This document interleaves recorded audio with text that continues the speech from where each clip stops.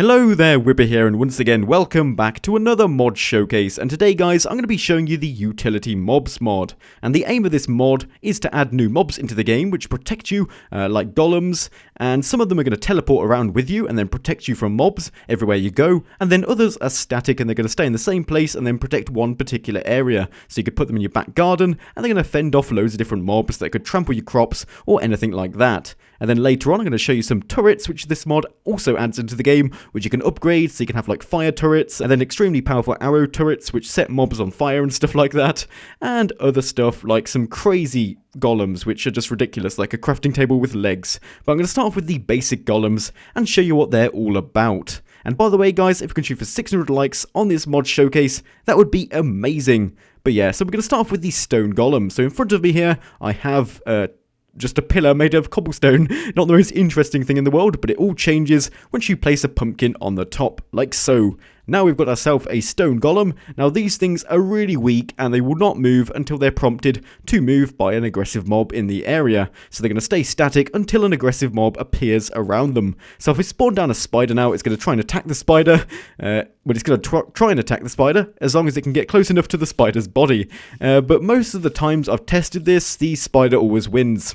And it has again. So you can see how really weak this stone golem is. It just can't even defeat a simple spider. I have tested it against zombies. It does a better fight against a zombie because they don't run away so fast. The zombies are quite slow and these things are slow. But they're not the best golem in the world. But then next up, we've got a slightly upgraded version of this stone golem called the large stone golem. Very imaginative, and it's crafted like so. I don't know why I say crafted. It's like constructed instead of crafted. It's like a physical structure which you bring life to by placing a pumpkin on top of it. So yeah, this guy, pretty good looking. He looks like a normal iron golem, just with the stone, like cobblestone texture to it. And look at that face. His eyes are so low down and they look so cute. They're little black eyes, little pixel eyes. Wow, he looks adorable. Anyway, I'm just going to place down a spider and do the same test. And this time, hopefully, the spider's going to lose. Because this guy has a lot more health and he can hit things from further away. So you can see there he's got big arms, and just like the normal iron golem, he flings up his enemies into the sky, and he's won, and he's lost about 5 hearts from that.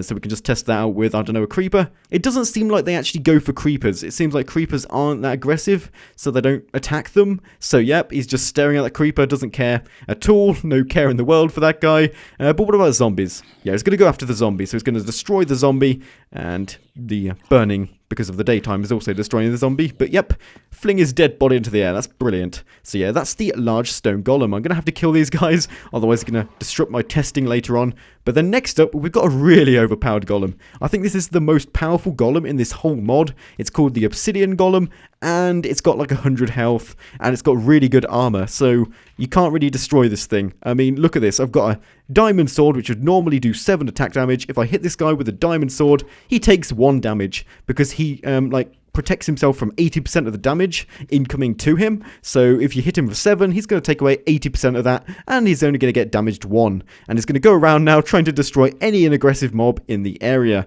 And he doesn't follow you around. It's just a, specific area of protection. So I'm going to spawn down a creeper. Still doesn't attack it. What about spider? Yep, definitely going to attack the spider. And the spider's barely doing any damage to this guy. It's like 1 damage every time. So he's going to be able to protect you for a long period of time without dying.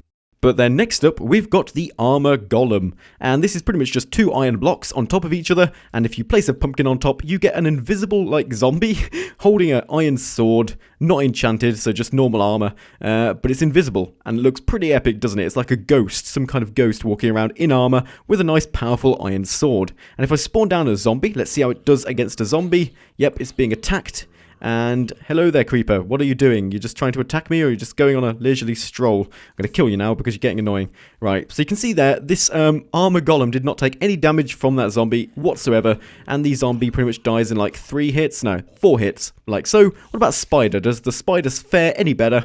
Well, it's taking a few hearts, well, half hearts of damage off this guy, and he's still standing and very proud with no damage whatsoever. So very powerful mob, this one. Very useful golem.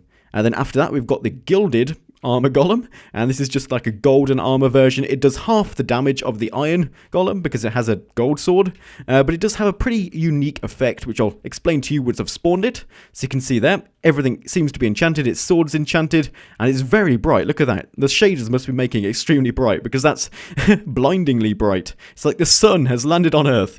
But look at that. That doesn't even make sense. The sun has landed on Earth. There'd be nothing of the Earth left. It'd just be gone. It'd evaporate or something. So yeah, look at that. But pretty much when this mob kills mobs, you're going to actually get experience from that mob kill. So if I place down a zombie, like so, when it gets killed, it drops an experience orb every time it gets hit, and I can pick those up, and none of the other golems do that. They don't actually make the mobs drop experience, but this gilded golem does. So yeah, that's the benefit of this, although it does less damage, so it can't really protect you from as many things.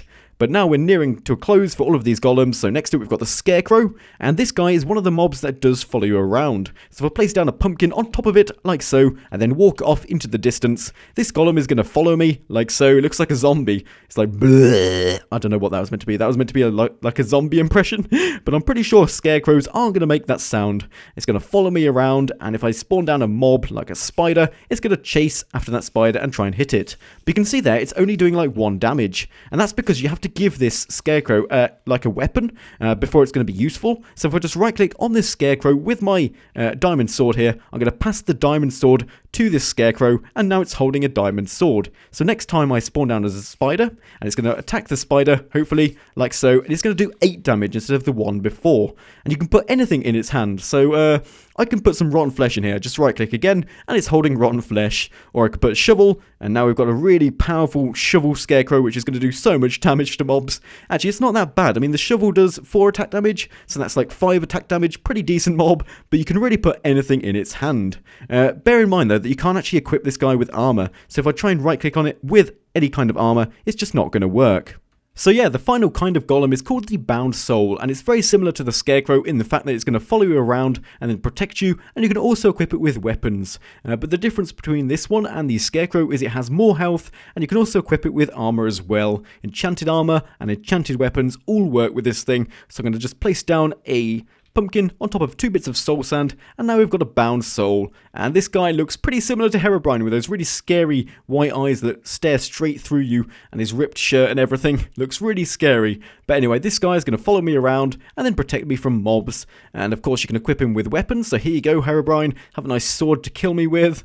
And you can also give him like a full set of armor. Enchanted armor also works, so here we go, have some boots, have some iron leggings. Of course, in survival mode, these would be removed from your inventory, but because I'm in creative, they're going to stay in there, have a chest plate, and also have a helmet. So now if I spawn down a spider, it's going to start attacking the spider, doing loads of damage. Imagine if you gave this guy like a really powerful sharpness 5 sword, diamond sword, he'd do so much damage, and he'd be a really good companion to protect you from really scary things. So next up, I'm going to be showing you the rest of the golems, and these are like utility mobs in the most literal sense, because these things are just like utility blocks, which have been transformed into golems, which are going to follow you around. So you've got like a portable crafting table, which just walks behind you. It's pretty insane. And yeah, so we're just going to start off with the crafting table golem. So if I place down a skeleton skull on top of a crafting table by pressing shift, of course, and then placing it on top, we now have a crafting table golem, which has a lovely moustache. I've got to give props for that moustache and also that monocle. It's a very classy kind of crafting table, and it's going to follow me around. Actually, I think you have to like right click on it or hit it for it to start following you. Yeah, okay. So if you hit it, it's going to start following you around, and this crafting table has 10 health. It's just going to follow you around, so you can just craft on the go. So you can see here, I can like craft a pickaxe while it's just following me around, like so. Pretty insane. Look at that. It's amazing. And I think if it stops for long enough, it just yeah, look at that. So when you're crafting something, it just goes down to the ground, and then when it's about to walk again, it just pops back up. Like so. It's so amazing the fact that I've just got a crafting table following me around. I would never have thought of that. So yeah. But then next up, we've got a walking furnace. So a furnace golem. So if I place down a skeleton skull on top of this, you can see we've got a furnace which is going to follow me around, which I've hit it like so. And again, I can just smelt stuff in this while it's walking around. So there we go. Wow, it's actually on fire. Look at that. Look at that scary face. It's got red eyes. It's got like teeth which are like burning. Oh, that's horrifying. Look at that. Is it going to walk around? Yes, look at that. It's smelting while walking around next to my lovely crafting table friend here. Oh, that is so scary. Look at those eyes. They're staring straight into my soul. Wow. But yeah, so that's the furnace golem. Really crazy. But then next up, we've got a really depressed anvil golem. Oh, this is so sad once you see it. Watch this. So I'm just going to... Oh, wait, that's not working. Okay, this is why I had the stone. Some of them you can't place blocks directly on top of. So you can see here, this is the really depressed anvil golem. Look at his face. He's so sad. Poor thing. Aw. And again, if you hit him, he's going to follow you around.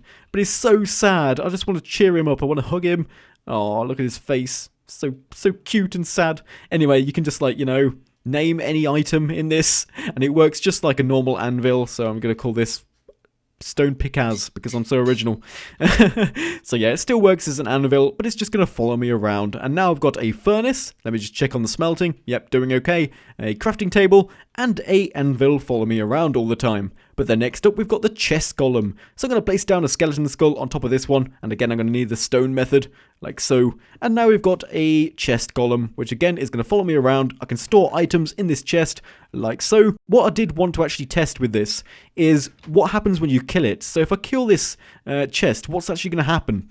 Oh yeah, okay, it drops all of the items. The items do still get dropped like a normal chest, but it is a chest that's just going to follow you around. And I'm so sorry for killing that. Let me just spawn down another one to redeem myself or something. So yeah, this is the portable kind of chest which just follows you around all the time. Very funny, actually. I love this. But then next up, we've got a trapped chest variety. So I can place down a skull on top of this one as well. So there we go. We've now got a trapped chest, which is going to follow me around. Actually, is it going to follow me around? Let me just punch it and see. It's under the ground, but it is following me around. And that rhymed. Brilliant. And now this guy's in the ground. Come on, just get out. Okay. What is going on with this guy? He's being super sneaky and hiding under the ground. It's not really working. Can I store items in it? Let me just check with an empty hand. No, I can't. So it's a chest which is useless, but it still does follow you around. That looks so ridiculous. It's a mole chest. That's what that is.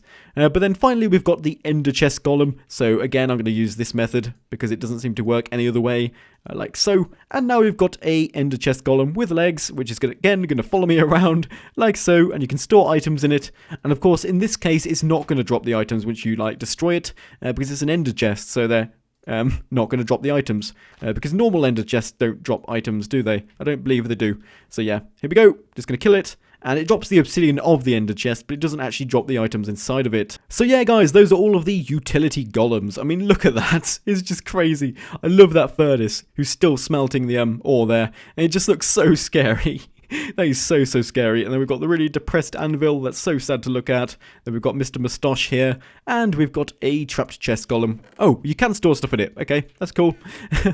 Which I'm not really sure if it activates redstone or not. Probably not. But it does follow you around. So yeah, guys, that's all of the golems. Now we're going to move on to the turrets.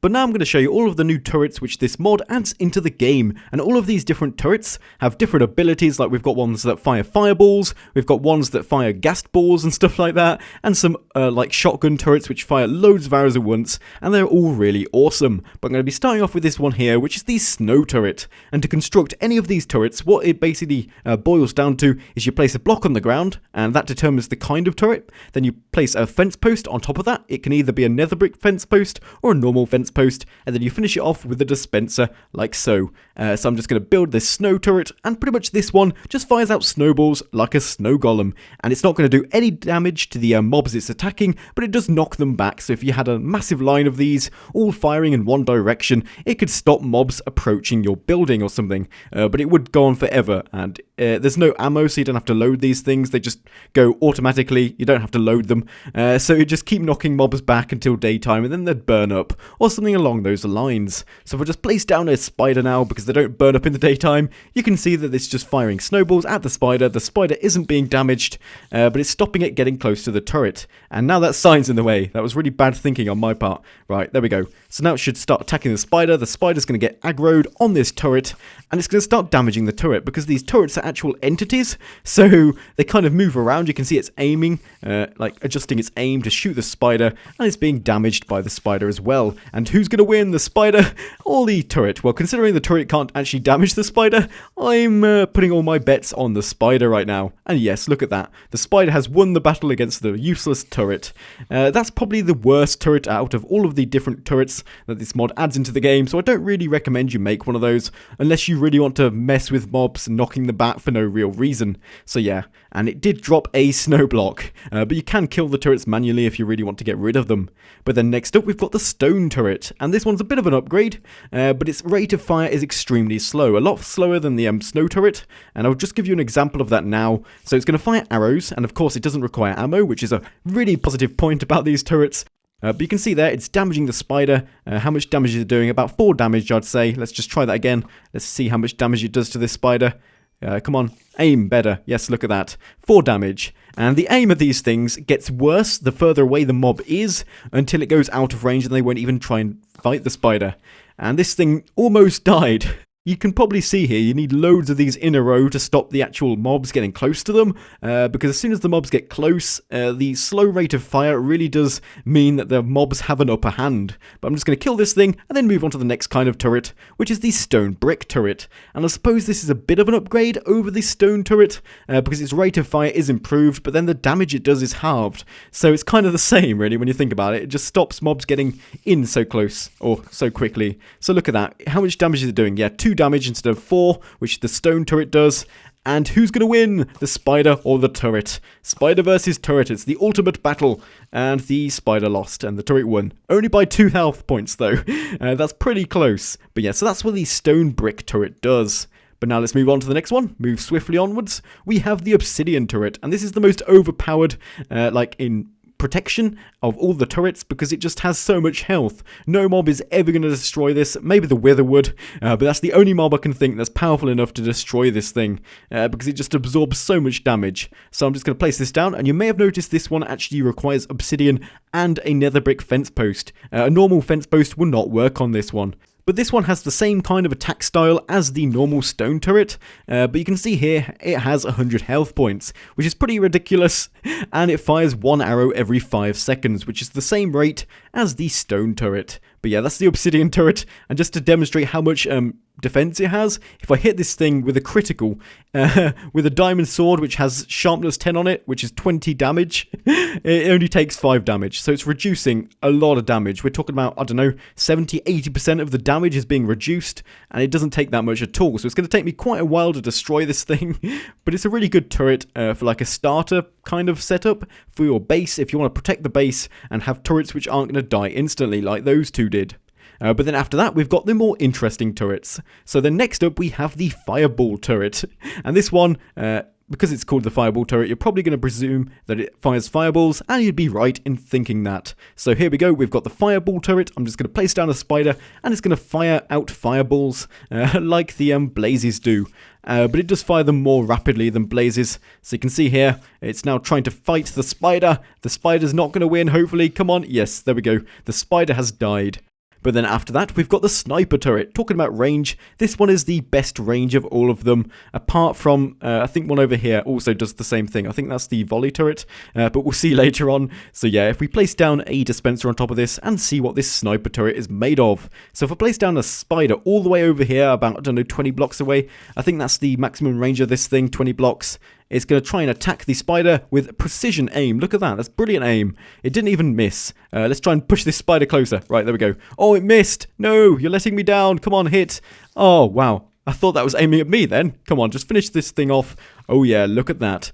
So the sniper turret does more damage the further away the mob is, and it has a maximum range of about 20 blocks. So it's very good for like putting on your defensive walls for your base and shooting mobs that are really far away in like a plains biome or something. That could be the use of this thing. But I'm going to kill it now and then move on to the next one, which is the shotgun turret. And this is definitely my favorite kind of turret because this thing fires so many arrows. It's like a barrage of arrows, whatever mob it sees. So you can see there it's firing like 6 arrows at once, I'd say. Yeah, look at that. And it only took 2 hits, well, 2 fires of the turret to actually destroy that spider right there. And it's got 4 health remaining, and it should finish it off pretty sharpishly. So I need to push the spider a little bit closer. I think it has a range of about 10 blocks. So if it exceeds that range, it's really not going to destroy the mob. So yeah, they have to be pretty close. But next up, we have the Gatling turret. Hopefully I'm pronouncing that correctly. I think it's said like that, not Gatling, probably Gatling. But this one is not the best turret in the world, let's face it. It fires extremely rapidly, but it does barely any damage. And it has a really bad range. So you can see here it's firing pretty rapidly, once every second I'd say. But it only does 1 damage per hit. And in the end, it's going to be very close between these two. Actually, it's not that close. But it's very good for knocking mobs back. If you had like a whole line of these, no mob would even be able to get close. But it really isn't that effective due to the lack of damage it does. So let's just kill this thing off and then move on to the next one. So next up we have the volley turret, which looks like this of course, and this one is a mixture between the sniper turret and the shotgun turret. So if I place down a spider really far away, pretty much what it's going to do is going to fire a barrage of arrows way out into the distance, but the spread of the arrows is quite great, so as you can see there, only a few of them actually hit, but it is a mixture of the sniper one with a brilliant range and the shotgun one which fires like loads of arrows at once, and all of those missed. The aim on this thing, probably not the best, although its range is pretty insane. So let's just kill this thing off. It's not even going to be able to kill that spider, so I'll just give up with that. And hello there, sheep. You probably don't want to be caught in the crossfire right now. I think you should walk off in that direction. It's a lot safer for you. I wouldn't want to see you get hurt. That way, please, sheep. It's not listening to me. It just wants to be a volley turret. Are you a volley turret? You don't look like one. Anyway, next up we have the killer turret, which apparently is the most overpowered one in this mod, because instead of only firing at one mob at once, it fires all the mobs in the surrounding area at once. So if I spawn down like, I don't know, 5 spiders all around, it should fire out arrows, all of them. Yes, look at that. It's firing out arrows in all directions. And you can see there it's got holes in every single side. And it just kills all of the mobs at once, which is pretty crazy, pretty insane, and it does a lot of damage.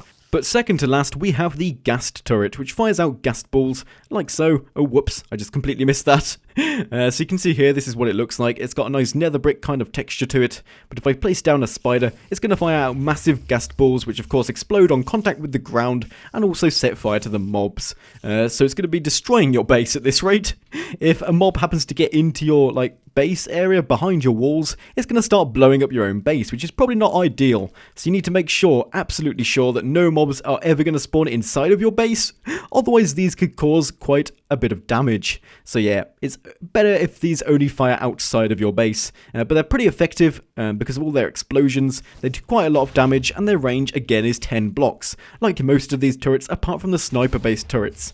And now it's blowing up itself, which is pretty brilliant. So I'm just going to kill this thing and then move on to the final kind of turret, which is the fire turret. So this one is just going to set mobs on fire with flaming arrows. So I'm going to place down a dispenser on top of that, and if I spawn down a spider, you can see it's firing flaming arrows at the spider. It's going to do some damage, and then it's going to set fire to the mob, and the mob's going to slowly die and burn to death, which is brilliant. Bye, spider. Had a nice life? Probably not. So yeah, that's what the fire turret does. But yeah, guys, that's pretty much everything in this mod. I've shown you the golems that the mod adds into the game, I've shown you the turrets, and I've shown you those really weird crafting tables and anvils that just follow you around in the world. It's pretty insane. So yeah, thank you for watching. If you've enjoyed this mod showcase, please remember to smash that like button and subscribe if you haven't already. And as always, I'll be seeing you next time.